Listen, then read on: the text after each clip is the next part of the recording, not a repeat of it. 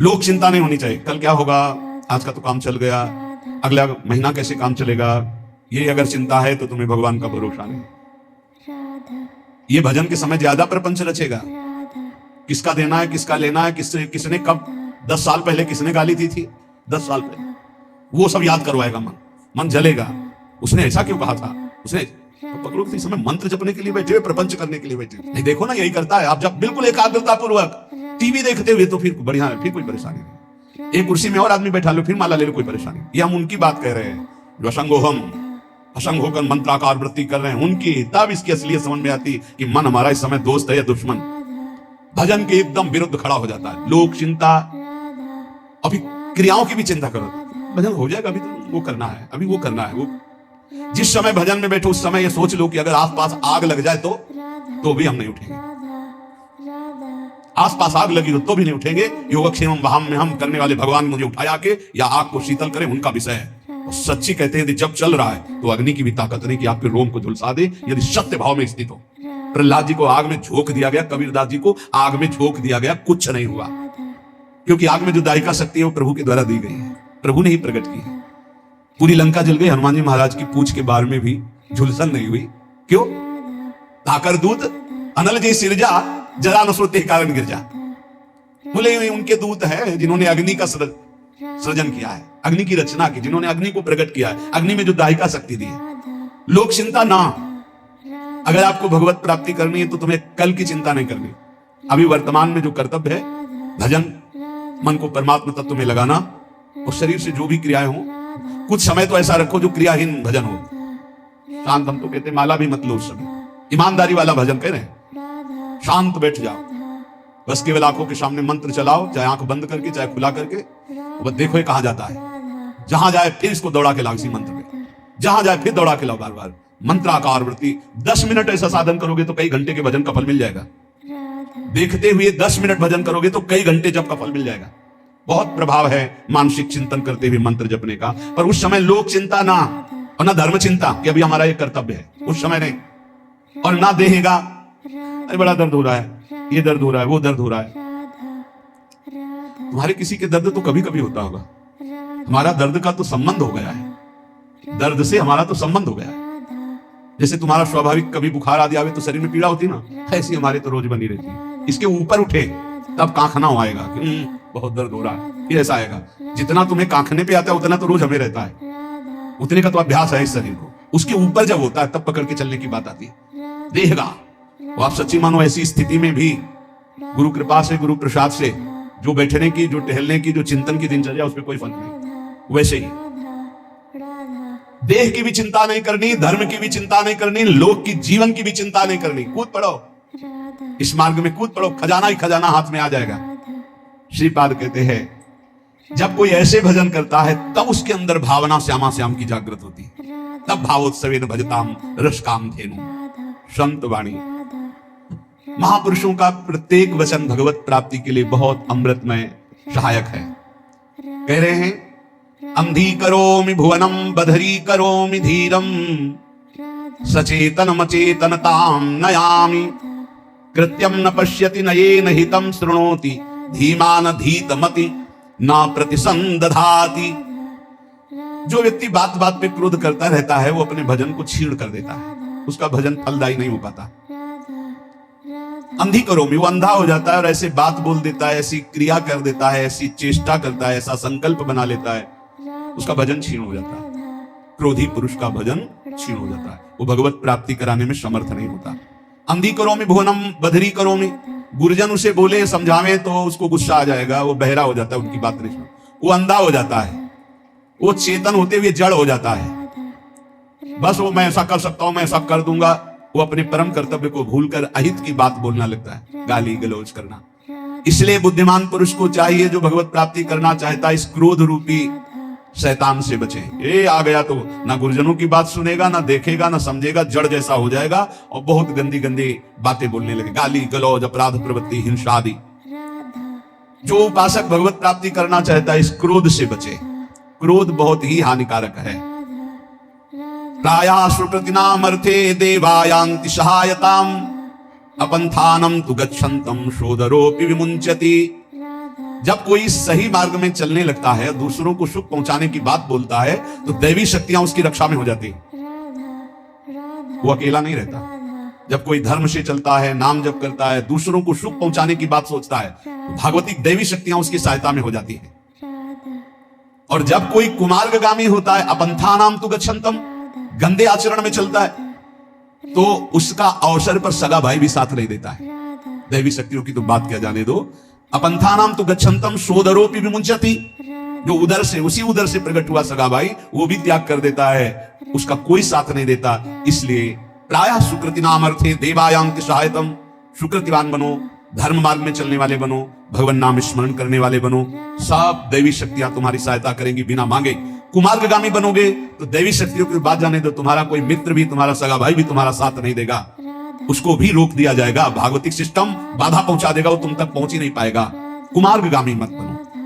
यदि ये दो अक्षर तुम्हारी जिह्वा पे विराजमान है, हरि राधा कृष्ण, तो वज्रम पापमही भृतां भवद्रोदेकस्य सिद्धौषधं मिथ्या ज्ञान निशा विशाल तमसस्तिग्मासु बिंबोदयः कुर क्लेश महीरुहामरुतरज्ज्वाला जटाला सिखी द्वारम निर्वृति सद्मनो विजयते कृष्णेति वर्णद्वयम्। कृष्ण राधा, ये दो अक्षर जब जिह्वा से उच्चारण किए जाते हैं तो वज्रम पापमही भृतां, जैसे विशाल पर्वत पर वज्र का प्रहार हो जाए तो चकनाचूर कर दे, पर्वत को दूर दूर बना दे, वज्र की ऐसी महिमा है। ऐसे ही नाम की महिमा है कि जिसकी जिह्वा पर चलने लगा कृष्ण कृष्ण कृष्ण राधा राधा राधा, तो वज्र पाप मही भृताम, मानो पाप रूपी पहाड़ पर नाम रूपी वज्र का प्रहार हो गया, अब चकनाचूर हो जाएगा पाप रूपी पहाड़। पाप रूपी पहाड़ को चकनाचूर करने के लिए ये नाम वज्र के समान है। भवगद्रोद्रेकस्य सिद्धौषधम, ये संसार में जन्मना मरना, इसे भवरोग कहते हैं। इस भवरोग की सिद्ध औषधि है नाम, दो अक्षर है, राधा राधा कृष्ण कृष्ण हरि हरि। गोस्वामी तुलसीदास जी के दास नाम भवभेषज हरनि घोर त्रैशूल, तीनों प्रकार के तापों का नाश करने वाले आवागमन के चक्र को रोक देने की सामर्थ्य इस नाम में है। भवरोग की अचूक औषधि ये दो अक्षर राधा राधा राधा कृष्ण कृष्ण। भवगदोद्रेकस्य सिद्धौषधम, और मिथ्या ज्ञान निशा विशाल तमसस्तिग्मासु बिंबोदयः, ये मिथ्या ज्ञान रूपी रात्रि के महान अंधकार को नष्ट करने के लिए ये नाम सूर्य है। जितना नाम जप करोगे उतना ही आपके हृदय में शुद्ध ज्ञान प्रकाशित होगा। नाम जप करोगे सिद्ध औषधि है, आवागमन चक्र से मुक्त हो जाओगे। नाम जप करोगे तो ये पहाड़ के पहाड़ पापों को भस्म कर देगा। महाराष्ट्र से कुछ विज्ञ परिकर जन आए थे, भक्तजन, तो उन्होंने कहा कि पंचकोशों का बाध किए बिना कोई मुक्त नहीं हो सकता। अन्नमय कोश, मनोमय कोश, विज्ञानमय कोश, आनंदमय कोश, इस तरह के जो कोश हैं, इनका बाध किए बिना कोई जीवन मुक्त नहीं हो। और आपके प्रवचन में प्रायः सुनते हैं नाम जप करने से जीवन मुक्त हो जाएगा, भगवत प्राप्त हो जाएगा, तो इन कोशों का बाध तो ज्ञान से होता है।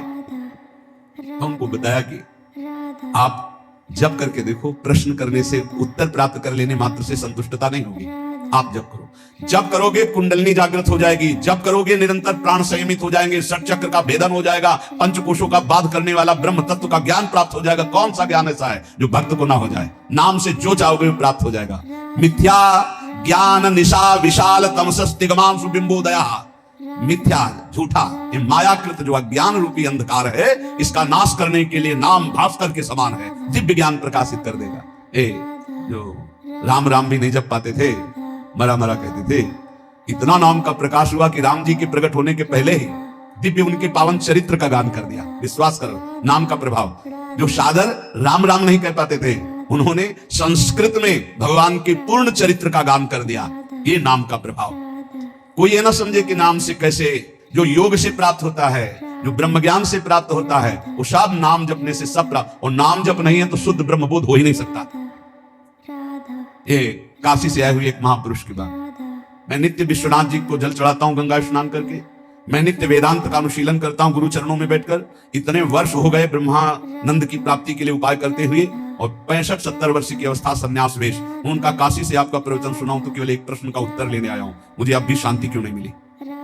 शुद्ध हूं, कहीं भी अशुद्ध आचरण नहीं, कहीं भी किसी भी तरह की कोई त्रुटि नहीं। क्या त्रुटि है जो मुझे शांति प्राप्त नहीं हुई? उनका आपके दर्शन से पता चलता है कि आप शुद्ध साधक हैं, आपके वचनों से पता चलता है कि आप प्रयासरत बहुत अच्छे साधक हैं, पर जो हम त्रुटि पकड़ पाए वो आप पकड़ पाए। क्या आप निरंतर मंत्राकार वृत्ति करते हैं? उनका नहीं, बस यही एक त्रुटि। जाओ ये कर लेना, प्रक्रिया बताई। महीना डेढ़ महीना बाद जब आए थे तो खूब आनंद पूर्वक एकदम जैसे कोई अपने रिश्तेदार से मिले ऐसे, और बोले बस एकदम, क्योंकि वही एक त्रुटि है। समझ रहे हो? गुरु चरणों में बैठ के वेदांत भी पढ़ते सब, लेकिन जो चाहिए वो नहीं था। क्यों? निरंतर मंत्र, कोई नई बात नहीं हुई, वो पकड़ नहीं पाए, शास्त्रों से पकड़ नहीं पाए। तो वही सूत्र है, वही सूत्र पकड़ लो, सब हो जाएगा। जो नाम प्रिय हो राम कृष्ण हरि, राधा राधा राधा राधा। पाप रूपी पहाड़ को नष्ट करने के लिए वज्र, जन्म मरण रूपी रोग को मिटाने के लिए अचूक औषधि, अज्ञान अंधकार रूपी रात्रि का नाश करने के लिए भुवन भास्कर। कौन? बोले नाम। क्रूर क्लेश मही रुहा मूर्तरत ज्वाला जटाला सिखी। ये क्रूर क्लेश रूपी जो हमारे कर्म हो चुके हैं, बड़े बड़े भयानक वृक्षों के रूप में है, इसके लिए नाम प्रचंड ज्वालामयी अग्नि है, पूरे वन के वन को भस्म कर देगी। एक वृक्ष की क्या, ये हमारे क्रूर क्लेश देने वाले जो कर्म जमा है, ये वृक्ष नहीं, पूरे वन के वन समझो जमा है। इनको भस्म करने के लिए अग्नि चाहिए। वो अग्नि कौन है? नामाग्नि। द्वारम निर्वृति सद्मनो विजयते कृष्णेति वर्णद्वयम। परमानंद निकेतन के द्वार में पहुंच चुके हो, यदि नाम जपना शुरू कर दिया, राधा राधा कृष्ण कृष्ण, इसलिए इन दो अक्षरों की सदा जय हो। जिसकी जिह्वा पर विराजमान होते हैं उसकी सदा जय होती है। कह रहे भाई वृंदावन मत जाना। क्यों? बोले हम पहले से तुम्हें सावधान कर रहे हैं। एक चोर रहता है, वो तुम्हारे चित्त को चुरा लेगा। रे चेता कथयामि ते हितमिदं वृंदावने चारयन वृंदम कोपि गवाम नवाम बुध निभो बंधुर्न कार्यस्त्वया सौंदर्यामृत मुद्गिरद्भिरभितः सम्मोह मंदस्मितै रेष त्वां तव वल्लभाश्च विषया नासुक्षयं निश्यति। सावधान मत जाना ब्रजनगरी में, वृंदावन में, वहां एक बहुत बड़ा चोर रहता है। क्या? बोले वैसे तो गाय चराता है, पर नवीन नील मेघ की सी कांति है, बड़ा छैल छबीला है, वो सौंदर्यामृत सिंधु का साक्षात गाढ़ स्वरूप है। जब वो मंद मंद मुस्कुराता हुआ तिरछी चितवन से देख लेता है, तो जिसको देख लेता है उसका समस्त विषय भी सब नष्ट हो जाता है, और वो सदा सदा के लिए उसी का हो जाता है। इसलिए यदि तुम्हें विषयों में सुख चाहिए तो बोले वृंदावन मत जाओ। वृंदावन का ठाकुर ऐसा है, ये चित चोर है, ये ब्रजे वसंतम नवनीत चोरम है, गोपांगना नाम च दुकूल चोरम अनेक जन्मार्जित पाप चौरम चौराग्रगण्यम। बढ़िया है, ऐसे चोर मिल जाए भाई, इनके लिए तो तड़प रहे हैं, मिल जाए, चुरा ले हमारा मन, सारी परेशानी चली जाए। पर पंडित राज जगन्नाथ जी महाभागवत है, वो कह रहे भाई इसका भाव ये भी है कि चिंता मत करो, तुम उनकी नगरी में पहुंच गए, जिस दिन खेलते खेलते आएंगे वो चुरा ही लेंगे। कदावा खेलंतो ब्रजनगर वीथी हृदयम हरंतो ब्रज हरंतो श्री राधा ब्रजपति कुमारो शुक्र दिला। देख लेना, अगर ब्रजनगर में वास करते हो और रसिकों के अनुसार चलते हो, तो कभी न कभी खेलते हुए ये दोनों युगल सरकार आएंगे और तुम्हारे चित्त का अपहरण कर ले जाएंगे। प्रभु मुझे मांगने पर भी कभी धन सुख मत देना, क्योंकि सुना है जो धन का अभिमानी धन भोगी हो जाता है, वो परम धन से वंचित हो जाता है। प्रभु मैं मांगू तो शरीर का भोग कभी मुझे मत देना। प्रभु अगर मैं कभी राजा बनना चाहूं तुम कभी मेरी बात मत मानना। प्रभु मैं एक अभिलाषा करता हूं कि जहां से आपके भक्त चढ़ते हैं आपके दर्शन के लिए मंदिर में, प्रथम सीढ़ी मुझे बना देना, जिससे हर भक्त की चरण रज हमारे ऊपर पड़े। मैं चाहूं भी तो मुझे धन सुख मत देना, शरीर सुख मत देना, राज्य सुख मत देना, परम पद मत देना। क्या चाहते हो? तो बोले आपके मंदिर में जब दर्शन करने भक्त जाते तो पहली सीढ़ी से ही पादुका उतार देते। ये भक्तों का लक्षण, कभी मंदिर की सीढ़ी में पादुका पहन करके नहीं चढ़ा जाता। इतना चप्पल जूता से प्यार है, एक दो बार तो रोकना पड़ा है, बोले चप्पल पहन के नहीं जा सकते। बोले अच्छा तो चप्पल हाथ में ले लीजिए। हाँ ठाकुर जी के सामने जा रहे हैं लोग, फूल माला लेके जाते, चप्पल लेके जा रहे हैं, ऐसे देखे गए हैं, इतना प्यार है। और अगर बाहर उतार गए तो दर्शन ठाकुर जी के कर रहे, ध्यान में चप्पल है, कोई पहन न ले जाए, पहन न ले जाए। हमें लगता है कि अगर आसपास कहीं रुके हो तो वहां से नंगे पैर जाना चाहिए ठाकुर जी के दर्शन। इतना तो सौभाग्य ले लो, सिर भर जाऊं उचित मोरा सबसे सेवक धर्म। और मंदिर की प्रथम सीढ़ी से पादुका ना पहने, ये पक्का इतना तो समझ लो। वैसे भी 32 सेवा अपराधों में है पादुका पहन करके दर्शन करने जाना। प्रथम सीढ़ी से वहां दरवाजे तक पहन करके जाते हैं। कांटा पड़े हैं क्या वहां? प्रथम सीढ़ी के पैर छू पादुका उतार, कोई ले जाएगा तो घर में रख के आओ ना। इतना प्रिय पादुका है तो उसको फिर, अरे ठाकुर जी के आगे प्राण भी प्रिय नहीं है, ले जाएगा बेचारा। चार दिन तुम पहने, 4 दिन वो पहन लेगा। बोले तुम तो बाबा जी हो, तुम्हें फिर कोई दे देगा। वैसे तुम बिल्कुल अपने घर में उतार के जाओ, नंगे पैर जाओ, अरे ठाकुर जी के दर्शन करने जाओ। यहाँ बमूल का बंद थोड़ी है कि बड़े बड़े कांटा पड़े हैं, थोड़ा तो कष्ट सहो। प्रभु मुझे मंदिर की प्रथम सीढ़ी बना दीजिए जिससे भक्त की चरण रज मेरे ऊपर पड़े। जब चरण और भक्त के मेरे ऊपर बार बार पड़ेंगे ना, और वो दर्शन करके फिर लौटेंगे, दर्शन करने जा रहे हैं, प्रभु मुझे बहुत सुख मिलेगा। इससे बड़ा कोई मुझे पद नहीं लगता कि रोज सैकड़ों हजारों भक्तों की चरण रज हमारे ऊपर पड़े। नाथ, या जिसमें भक्तजन पा करके अपने पात्र धोते हो, इसी कुलशेखर अलवार नाम के महाभागवत है, भक्तजन जिसमें पाकर अपने पात्र धोते हो उस नाली का कीड़ा बना देना जिससे मुझे भक्तों की जूठन खाने को मिले। कैसे भक्त है सोचो। मुझे धन, शरीर सुख, राज्यपद, परम पद नहीं चाहिए, आप उस मंदिर का प्रथम सीढ़ी बना देना जिसमें भक्तजन चरण रखें। या फिर प्रभु दूसरी मांग, जिसमें भक्त प्रसाद पाके अपने पात्र मार्जन करते हैं उस नाली का कीड़ा बना देना जिससे मुझे उनकी जूठन पाने को मिलेगी।